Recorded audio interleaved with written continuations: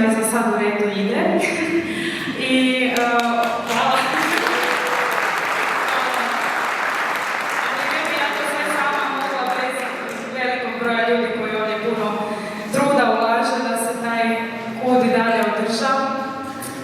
Ovdje u ovoj školi, ovo je 24. put da imamo božićni novogodišnji koncert, a on je jedino moguć uz pomoć naše općine Dobrinj i našim mnogim sponzorima i donatorima, a naravno i bez publike ne bi ovo imalo ništa smisla, tako da vama isto velika hvala što iz godine u godinu dolazite ovdje, što nas slušate i što dajete svoje donacije za potrebite koje skupljamo.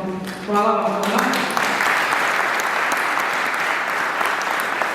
Još na kraju samo želim reći da se nadam da ste uživali večeras, da ćete još uživati i da ćete se poslužiti ovim skromnim darovima koje smo pripremili za vas, još će toga biti, i da naravno ostanete još nakon ove zadnje pjesme zajedno s nama, da se svi skupa podružimo i uživamo u ovoj božićnoj večeri, a sada pozivamo našeg načelnika da i on kaže nekoliko riječi.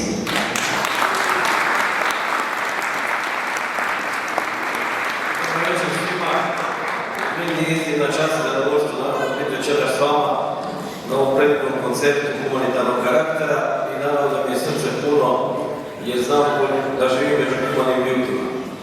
Pozdravljam naravno sve žitelje općine Dobrinj, pozdravljam i goste koji su nam se pridružili i stvarno vas lijepo vidjeti u ovako velikom broju.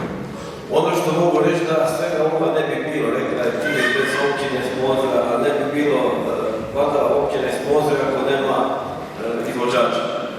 Tako da bih ja prvenstveno zahvalio na svu organizaciju, odnosno na organizaciji općine i prostalo samo da plati račune, na organizaciju ovog koncerta, kulturnom društvu Ive Jelenović, praktički svim sekcijama.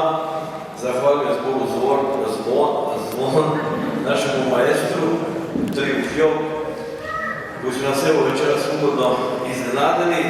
Folklor, to ne treba ni spominjati, od najmlađih do nešto starijih. Stvarno predivno i naravno da je meni prvenstveno kao čelnik općine srce puno kad vidim koliko se trudite da bi se nama priredili ne samo ovaj koncert večeras, nego niz događaja i manifestacijama na kojima učestvujete. Hvala lijepo na trudu i na vašoj